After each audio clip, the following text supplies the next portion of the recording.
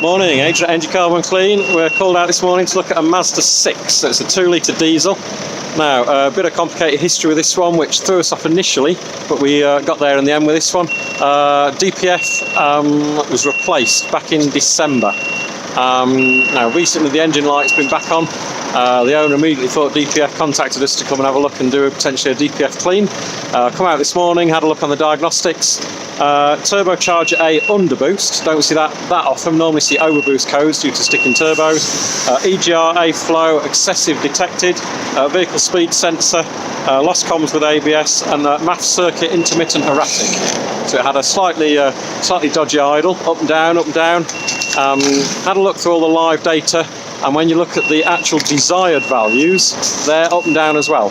So looks pretty much like it was the MAF sensor.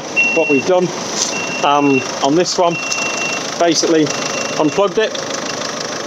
It's reverted to default values and it's idling fine now. The desired boost pressures and all the desired fuel pressures have all returned to pretty normal values now. So that MAF sensor is failing.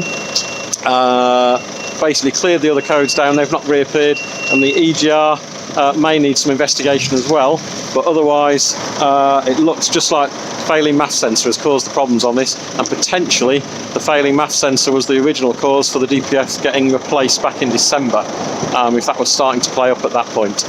So we've left it unplugged, going to get it to a garage, get the MAF sensor replaced, just check that EGR, make sure that is working like it should, and then hopefully this car is back to normal. The DPF values look fine for now, but he's contacted us pretty quick, so got into this one quick before the DPF got blocked up, because it would have done if it had been left for any length of time.